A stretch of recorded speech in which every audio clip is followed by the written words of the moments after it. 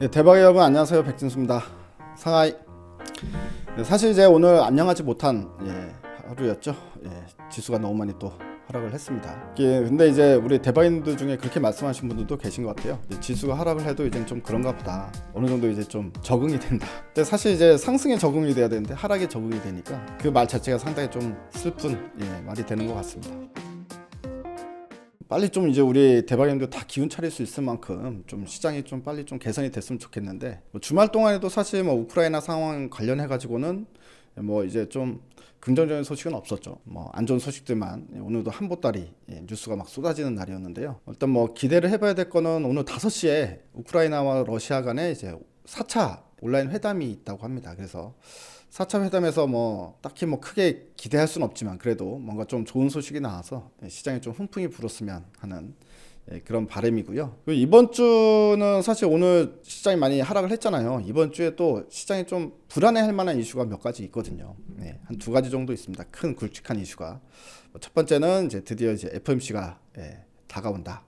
15일부터 16일까지 그 연준 이제 금통위가 열리는데요. 여기서 이제 금리는 무조건 인상이 될 겁니다. 근데 0.25bp가 오를 것이냐, 0.5bp가 오를 것이냐, 이제 그 부분에 대해서 시장에서는 좀 이제 관심을 가지고 볼 것 같아요. 뭐 최근에 이제 원자재 가격들 급등하는 현상을 보게 되면 뭐 유가도 이미 120달러 넘어서 계속 고공행진을 하고 있는 상황이고, 뭐 니켈은 뭐 한 일주일 만에 또 더블 이상 오르고. 원자재 가격이 안 그래도 상당히 부담스러운 수치에서 거기서 이제 막 더 급등을 하고 있는 상황이니까 금리는 0.5bp 인상이 좀 예상되어지지 않나 이렇게 생각을 해야 될 것 같습니다. 그래서 시장에 일단 뭐 긍정적일 만한 내용들이 나올 건 별로 없다라는 거고요. 이제 더 시장이 또 우려하는 부분이 있어요. 이제 금리는 어느 정도 그래도 0.5bp 올릴 거다라는 부분을 시장이 어느 정도 컨센이 형성이 돼 있잖아요. 그래서 충격파가 크진 않은데 이제 16일 날 러시아 디폴트 이야기가 나오고 있죠. 그거 관련해가지고 그렇게 되면 시장은 어떻게 되는 거야? 이렇게 궁금해하시는 분들이 꽤 많으실 것 같습니다. 그래서 오늘은 그 내용에 대한 이야기를 좀 해볼게요. 시장의 역량, 이 부분에 이제 중점적으로 말씀을 드릴 텐데, 자, 3월 16일을 데드라인으로 정해놓은, 그러니까 러시아 디폴트에 빠지는 데드라인으로 정해놓은 가장 큰 이유가 전쟁이 일어난 이후에 러시아 이자 만기가 이제 도래하는 첫 번째 날이기 때문에 그렇습니다. 그래서 3월 16일 날 보게 되면 23년 만기 국채이자 7,313만 달러에 43년 만기 국채이자 4,406만 달러 지급일이 3월 16일이고요. 그게 이제 1억 1,790만 달러가 상환을 해야 되는데 이 상환을 못할 것 같다 이거죠. 그러다 보니까 디폴트에 빠질 거다. 그리고 이제 은행들은 돈 띄인다. 뭐 이런 이야기로 우리가 볼 수 있을 것 같습니다. 그리고 그 이후에도 21일 날 또 이제 6,563만 달러 지급일이 있고요. 3월 28일 날 또 1억 200만 달러 이렇게 이제 이자 지급일이 이제 다가오는데 전쟁은 빨리 끝나질 않으니까 이런 부분들에 대해서 지금 현재 이제 이야기가 나오고 있습니다. 그래서 우리가 과거 경험들에 대해서 이야기하는 사람들이 많아졌어요. 그게 뭐냐면 러시아가 한번 모리토리엄 선언을 한 적이 있었거든요. 98년도 8월 17일 날 그때 상황을 이제 지금 시장이랑 대입을 해보면 너무 끔찍합니다.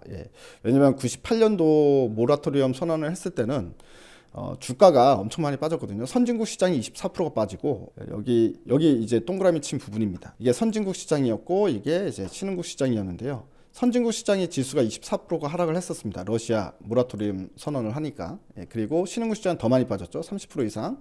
하락세를 겪었다. 그 때문에 이번에 디폴트 선언을 하게 되면 또 시장에 또 급락 나오는 거 아니냐 이런 부분들에 대한 우려가 있다라는 얘기죠. 그래서 우리 대박이님들도 이 얘기 들으면 이제 뭔가 좀 걱정하실 것 같은데 결론부터 말씀드리면 그때 상황이랑 좀 다릅니다. 그러니까 지금 그때처럼 아주 크게 이제 시장이 출렁거릴 거다, 뭐 급락이 나올 거다. 이렇게까지는 생각은 안 해도 될 것 같아요. 거기에 대한 이유를 좀 따져보면 미국에서 이제 가장 큰 운용사가 한번 얻어 걸려 버렸어요. 그 상황이 있었는데. 그 상황에 대해서 좀 설명을 해드리면 이 롱텀 캐피탈이라는 운용사가요 94년도에 오픈한 운용사가 있었습니다. 94년도 오픈했는데 그날 첫 해에 수익률이 28%, 연 28%가 나왔어요. 그 엄청나게 높은 수익률이거든요.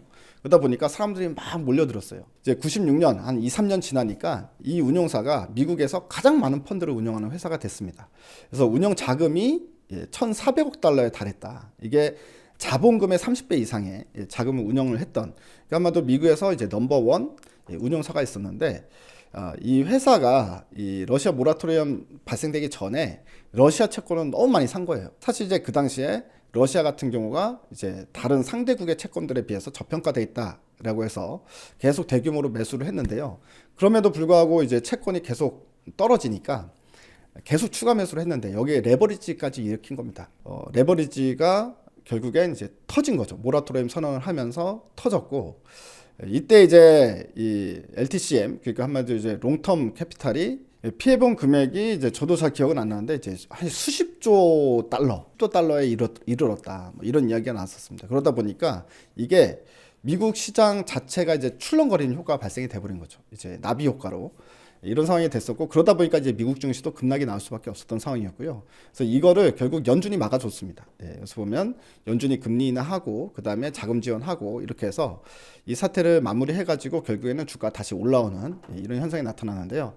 자, 여기에 대해서 이제 나온 이야기를 좀 보겠습니다. 이제 롱텀 캐피탈에서 98년 금융시장 붕괴 직전까지 이르게 했던 금융 이벤트였다. 그래서 막대한 차익거래 손실에서 비롯됐는데, 이때 LTCM은 높은 레버리지를 통해서 높은 수익률을 창출하기로 했던 펀드였다. 그러니까 한마디로 약간 공격적으로, 그러니까 레버리지를 일으켜서 이제 매매를 하다 보니까 피해 규모가 엄청 커질 수밖에 없었던 것 같습니다. 잘못됐을 때. 그때 금융시장 혼란을 막기 위해서 미국 정부와 월가가 나서서 구제금융을 조성하고 미 연준은 기준금리 인하를 단행하면서 사태를 진정시켰던 경험이 있다. 라는 이야기가 나오고 있죠.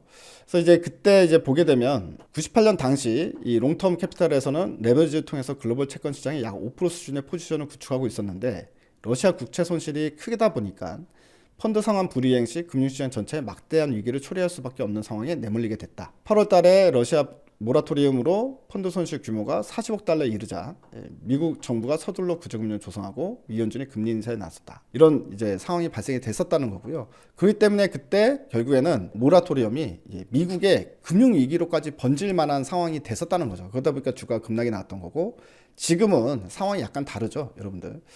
자, 그래서 보게 되면 지금 러시아 같은 경우에는 지금 돈이 없어서 못 갚는 게 아니라 지금 돈을 쓸 수 있는데 통장이 막혀 있어서 못 갚는 상황인 거잖아요. 한마디로 이제 우리 이제 개인 채무를 봤을 때 그렇습니다. 제가 이제 당장에 은행에 돈 1억을 갚아야 되는데 제가 지금 돈 자체가 없어. 그러면은 상당히 이제 문제가 심각해지는 거지만, 제 통장에 3억이란 돈이 들어 있어요. 그리고 이제 1억을 갚아야 되는 상황인데 지금 통장에서 법원에서 제 통장을 딱 막아놔가지고 돈을 입출금을 못하게 만들어놨어요. 돈이 있지만 못 갚는 거, 이거는 약간 좀 상황이 다르지 않습니까? 그렇기 때문에 그때만큼의 어떤 큰 충격파가 오진 않을 것이다, 이렇게 좀 보고 있고요. 자, 러시아 외환 보유 현황을 보게 되면 총 보유 외환이 6,300억이 있어요. 6,300억 달러입니다. 아까 보셨다시피 지금 현재 우리가 상환해야 되는, 러시아가 상환해야 되는 금액들도 다 1억 얼마 달러 이런 식이기 때문에 돈은 충분히 있는 상황이다. 근데 여러분도 아시다시피 이번에 전쟁 일으키면서 이제 해외 계좌 자산이 전부 다 동결이 돼버렸잖아요. 그렇기 때문에 돈을 빼쓰지 못하는 상황이다. 그래서 이 부분에 대한 타격은 저는 생각보다 크진 않을 것 같다 싶은 생각이 듭니다. 자, 한투증권에서도 코멘트 나온 걸 볼까요? 러시아 디폴트 선언 가능성이 크지만 98년도 모라토리엄 때랑은 다르다. 상황 자체가 다르다는 부분이고요. 그리고 여기서 보면 98년과 같은 제2의 롱텀 캐피탈 사태가 재발할까라는 부분에 있어서는 여기 하이투자증권인데 그런 상황까지 가진 않는다라고 이야기를 합니다. 그나마 위안을 삼을 수 있는 거 있다. 2014년도에 크림반도 사태를 계기로 주요 서방 금융기관 및 투자자들이 러시아 익스포저 및 투자액이 크게 감소하는 등 이미 리스크 관리에 나섰다. 라는 부분입니다. 그래서 2014년에 크림반도 점령 사건, 러시아에 대해서 전 세계가 이제 금융 제재를 가했던 경험이 있잖아요. 그때 이제 한번 뒤었기 때문에 대부분의 이제 금융기관들이 러시아 익스포즈에 대해서는 어느 정도 이제 물량 조절을 해놨다. 타격은 당연히 있죠. 돈이 떼이는 건데 어떻게 타격이 없습니까? 타격은 있지만 그때처럼 시스템 위기, 금융 위기를 불러일으킬 만한 그런 익스포저는 없다. 그렇기 때문에 크게 이제 주가가 그거에 맞게끔 어느 정도 하락은 할 수 있지만 아주 큰 폭으로 하락하지는 않는다. 이렇게 보는 게 맞을 것 같고요.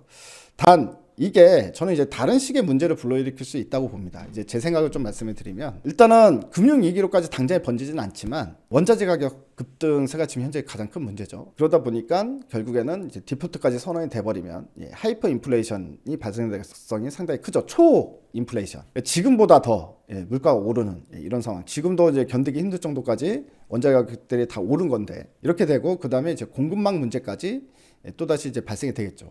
오늘 또다시 중국에서 확진자가 많아졌다고 해가지고 또다시 이제 봉쇄 정책 친다고 하거든요. 이게 또 이제 안 그래도 이제 부족한 공급망 사태에 이제 불을 끼얹는 또 이제 그런 결과로 이어질 수 있다.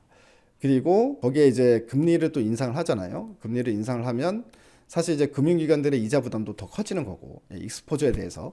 그리고 또 어떻게 보면 이제 우리 개인들로만 본다고 하더라도, 가계로 본다고 하더라도 이제 부담이 상당히 커지는 거기 때문에 경기 침체로 이어질 수 있다. 그러면 물가는 상당히 높은데 경기 침체로 가는 스태그플레이션으로 이어질 수 있는 가능성은 있지 않을까. 뭐 이렇게 좀 생각이 들어요. 그래서 당장에는 아주 큰 폭의 하락세가 나타날 것 같지는 않은데, 전쟁이 빨리 끝나지 않으면 사실은 이게 전쟁의 기간이 길어지면 길어지고 늘어지면 늘어질수록 전 세계가 같이 이제 고통에 빠질 수 있는 상황이 될 수는 있겠구나, 이런 생각이 듭니다.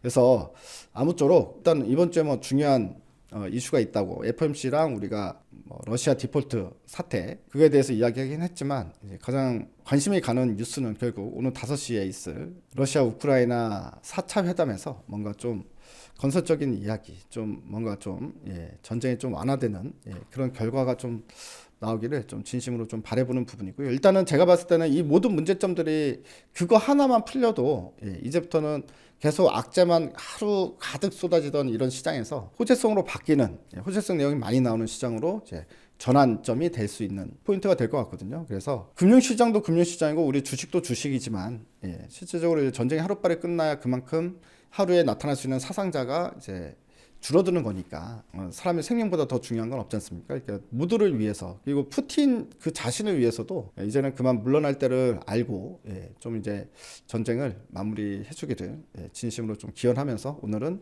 여기서 방송 마치도록 하겠습니다.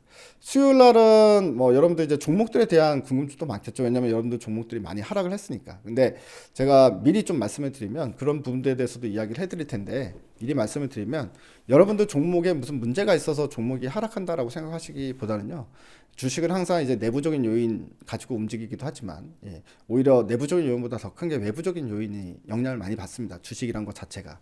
때문에 외부적인 요인으로 하락하는 거기 때문에 결국 외부적인 요인이 해소가 되면 여러분들 갖고 계신 종목들도 다 같이 오를 수 있다, 이런 희망을 가지셔도 되니까요, 너무 걱정하지 마시기 바랍니다. 저는 그러면 수요일날 라이브 방송 때 다시 뵙겠습니다. 여러분들 모두 대박 나십시오. 대바이.